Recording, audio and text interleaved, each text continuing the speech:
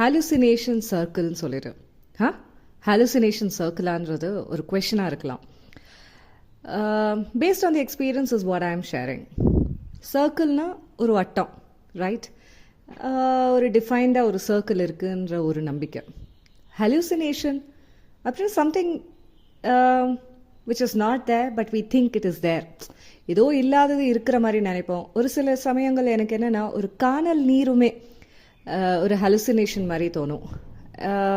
Illusion yet another hallucination.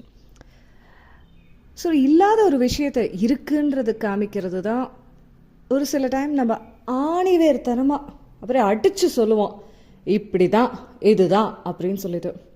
அப்போ hallucination சர்க்கிள்னா அங்கே ஒரு வட்டமே இல்லை, ஒரு பவுண்ட்ரின்னு சொல்கிறதா இல்லாட்டி ஒரு டிஃபைன்ட் ஒரு பாத்தே இல்லை. பட் ஸ்டில் ஏதோ ஒரு விஷயம் இல்லாததை அந்த அங்கே இருக்குன்னு நம்பி நம்ம நடந்துகிட்டே இருக்கோம் பார்த்தீங்களா? அந்த பாதை நிஜமாவே ஒரு பாதையா இருக்கா இல்லையா?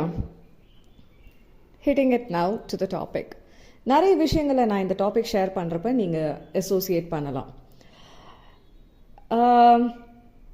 ஸ்டார்ட் அப்புன்னு சொல்லிட்டு நிறைய பேர் பேசுகிறோம், பிஸ்னஸ்ன்னு சொல்லிட்டு நிறைய பேர் பேசுகிறோம்.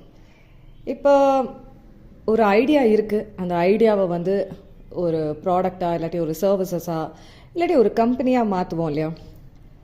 Of late, the startup thing has been going around a lot. Yeah, it's really good. There are a lot of options, opportunities, grant, funding kind of options எல்லாமே இருக்குது.